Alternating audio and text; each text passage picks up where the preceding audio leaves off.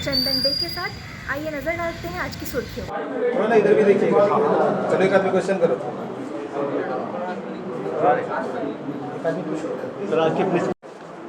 आज का press conference का कारण यही है कि डॉक्टर अजय कुमार जो कि एक संविधान पद के रहने के बाद भी कुछ टिप्पणियां की हैं हमारे महामहिम जो कि उड़ीसा के राज्यपाल हैं रघुवर दास जी के ऊपर, उसी के विषय पे हम लोग ये प्रेस कॉन्फ्रेंस रखे हैं। आप लोग देख रहे हैं कि किस तरह से डॉक्टर अजय कुमार ने बिना कोई सबूत, बिना कोई उनके पास कोई पुख्ता सबूत नहीं है, फिर भी उन्होंने एक टिप्पणी की है महामहिम के ऊपर, राज्यपाल जी के ऊपर, और ये गलत है, सरासर गलत है। अगर वो सार्वजनिक रूप से माफ़ी नहीं मांगते हैं, उन्हें आप लोग देख रहे होंगे वो अपने एक्स ट्विटर में भी और सोशल मीडिया पर भी लगातार, और आप लोगों के माध्यम से भी लगातार वो इस तरह की टिप्पणियां करते आ रहे हैं। वो खुद एक इधर कुछ दिनों से हम लोग देख रहे हैं विपक्ष का जो आचरण है ये इस तरीके से अमर्यादित हो गया है। कहीं बंगाल में गवर्नर के अगेंस्ट डिस्प्यूट, जबकि कॉन्स्टिट्यूशन के मुताबिक एग्जीक्यूटिव होने के नाते, एग्जीक्यूटिव हेड होने के नाते राज्यपाल पर कोई भी उस तरीके की टिप्पणी या फिर उस तरीके का कोई वक्तव्य नहीं देना चाहिए। इस चीज़ से हर पॉलिटिकल पार्टी को बचना चाहिए, क्योंकि ये ऐसा पद है जो संविधान के जब ट्रांसफॉर्मेशन टाइम होता है उस समय सबसे अहम जो पद होता है यही होता है, और जो संविधान का संरक्षक होता है, संविधान का कस्टोडियन होता है।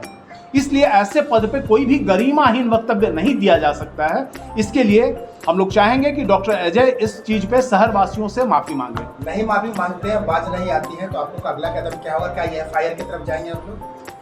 देखिए, इस पर हम लोग एक बार विचार कर लेते हैं, इसके बाद जो भी उपयुक्त कदम होगा जरूर उठाएंगे। इसलिए कि ये किसी पॉलिटिकल पार्टी का मुद्दा नहीं है, ये इस सिविल सोसाइटी का मुद्दा है, ये सामाजिक सरोकार का मुद्दा है, ताकि आगे से कोई भी इस तरीके के संवैधानिक पद पे, जो कि निर्विवाद संवैधानिक पद होता है, राष्ट्रपति का हो, राज्यपाल का हो, जस्टिस का हो, और उस पर इस तरीके की टिप्पणी, इस तरीके का जो टीकाकारी है, इस चीज को बंद होना चाहिए।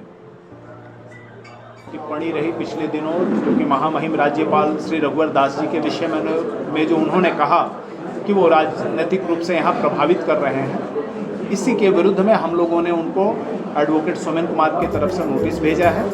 क्योंकि एक तो इस तरीके की टिप्पणी किसी भी संवैधानिक पद पर बैठे वैसे व्यक्ति पर जो कि राज्यपाल हो, जो निर्विवाद कहा जाता है, और उस पर नहीं किया जा सकता है।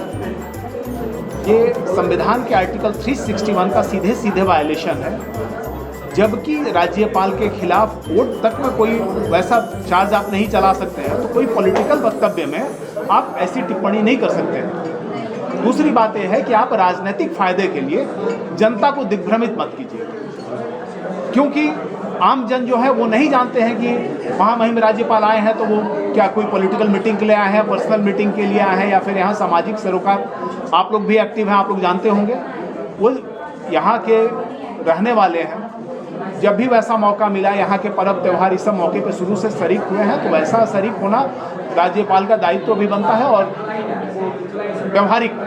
लेकिन उस चीज़ को पॉलिटिकली अपने फायदे के लिए आप संविधान का वायलेशन कर रहे हैं, वो चीज़ सरासर गलत है। हम लोगों ने उनके खिलाफ नोटिस भेजा है, और अगर वो सार्वजनिक रूप से माफ़ी नहीं मांगते हैं तो फिर हम लोग आगे की कार्रवाई सुनिश्चित करेंगे, क्योंकि इस तरीके की टिप्पणी करने पर आर्टिकल 356(1) और 356(2) के तहत उन पर चार्जेस फ्रेम होता है। आगे हम लोग इस पर विचार करके कार्रवाई की पहल करेंगे।